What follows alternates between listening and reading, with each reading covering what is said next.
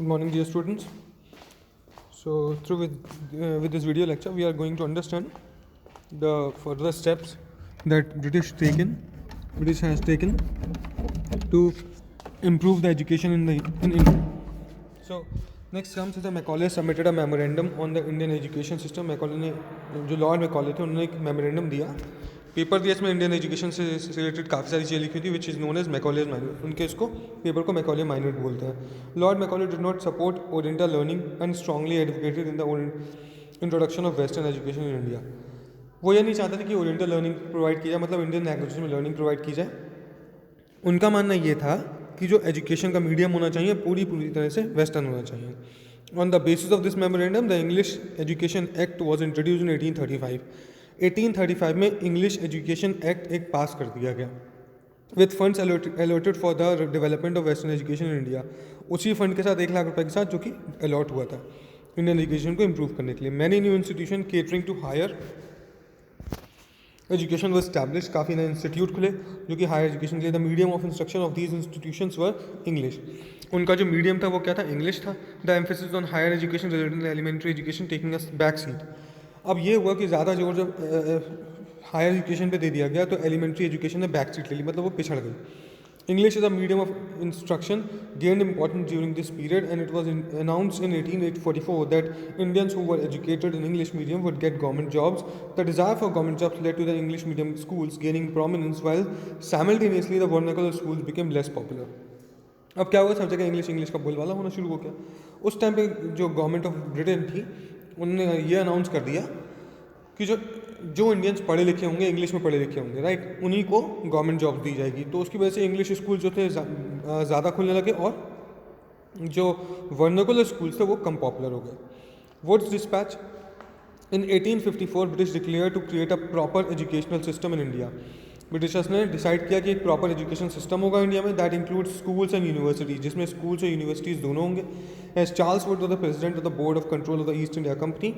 Eight that time the scheme was known as Wood's dispatch. तो जो scheme बनाई गई उसको नेम रखा गया Wood's dispatch. The chief objective was that, क्या क्या मेन ऑब्जेक्टिव से? It emphasize the practical benefits of the system of European learning. इससे यह था कि उस चीज़ पे एम्फेसाइज किया जाएगा जिसके थ्रू प्रैक्टिकल लर्निंग है. It believe that exposure to the European way of life would make Indians aware of their life style. ये कहा गया, ये माना गया कि यूरोपियन वे में पढ़ने से इंडियंस के लाइफ स्टाइल में चेंजेस आएंगे. Wood's dispatch also believe that European learning would create a class of educated Indians that could be then recruited as civil servant. Wood's dispatch में ये भी लिखा था कि अगर यूरोपियन लर्निंग सक्सेसफुल रहती है, उसने एक एजुकेटेड क्लास क्लियर कर दिया, तो क्या होगा आगे चल के जो इंडियन सिविल सर्वेंट्स होंगे वो इंडियंस को भी रिक्रूट किया जा सकता है. Following the recommendation made by Wood's dispatch several measures were taken to improve the education system in India. तो जो ये रिकमेंडेशन थे ये माने गए जिससे कि इंडियन एजुकेशन को इम्प्रूव किया जाए. A network of education institute for the primary to the university level was establish for its purpose. इसी पर्पज से जो प्राइमरी लेवल से लेकर यूनिवर्सिटी लेवल तक के इंस्टीट्यूशंस बनाए गए. The medium of instruction of the lower classes vernacular for higher was English. जो छोटे क्लासेस होते थे उनके लिए जो मीडियम ऑफ इंस्ट्रक्शन था वो था बेसिक लैंग्वेज, मतलब हिंदी हो गई, संस्कृत हो गई, पंजाबी हो गई, ये सारी लैंग्वेजेस जो भी पढ़ना चाहे जिस एरिया में. हायर एजुकेशन के लिए क्या था? इंग्लिश था. Teacher training institutions as well as vocational training institutions were set up. काफ़ी सारे टीचर ट्रेनिंग इंस्टीट्यूशन साथ साथ वोकेशनल ट्रेनिंग इंस्टीट्यूशंस खड़े किए गए. वोकेशनल मतलब होता है कारपेंट्री, पेंटिंग, इन सारी चीज़ों को वोकेशनल बोलते हैं. A department of education was set up in all provinces to extend control over all matters regarding education.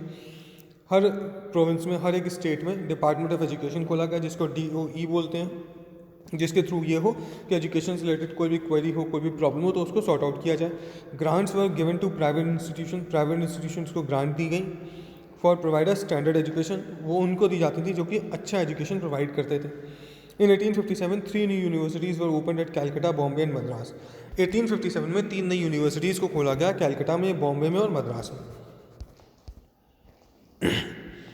So here comes new initiatives in the Indian education system. अब नए इनिशिएटिव जो आए after 1854 the East India company decided to take initiatives to improve vernacular education. 1854 के बाद East India company ने decide किया कि जो वर्नाकुलर एजुकेशन है, मतलब जो इंडियन लैंग्वेज में एजुकेशन प्रोवाइड की जा रही है, उसको भी ठीक किया जाएगा, इम्प्रूव किया जाएगा. To ensure order within the system the company started imposing routines, establishing rules and ensuring regular inspection. उसको इंश्योर करने के लिए कंपनी ने क्या किया कि रूटीन्स लगा दिए, नए नए रूल्स बना दिए और रेगुलर इंस्पेक्शंस होते थे. A number of government pundits were appointed and 4 to 5 schools were assigned to each. They were asked to visit schools and improve the standard of education. The gurus were asked to submit periodic reports.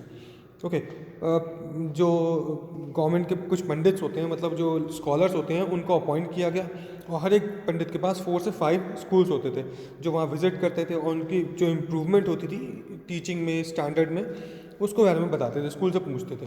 Okay और साथ साथ में ये कहा गया कि जो गुरु हैं वो अपनी रिपोर्ट सबमिट करेंगे time to time. Text books were introduce, copy books का चलन शुरू हो गया टीचिंग में. Several new initiatives were taken such as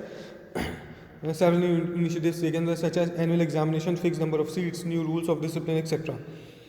annual examination शुरू हो गया, फिक्स नंबर ऑफ सीट्स शुरू हो गई, राइट, और नए नए रूल्स डिसिप्लिन शुरू हो गए. Students were asked to attend schools regularly. Students से कहा गया कि आप डेली स्कूल अटेंड करेंगे.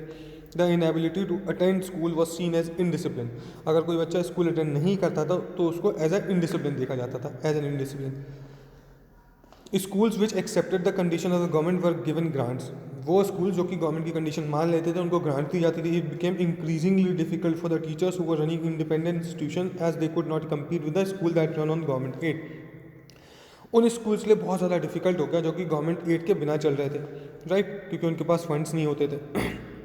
The flexibility for the children of peasants to not attend the school during harvest season was not available anymore. जो फ्लेक्सिबिलिटी होती थी उन बच्चों के लिए जो कि किसानों के बच्चे हैं जो कि हार्वेस्टिंग के टाइम पे वर्क करते थे खेतों में, उनको कोई भी ऐसी रिलैक्सेशन नहीं दिया जाता था, ऑल्दो इससे पहले दिया जाता था.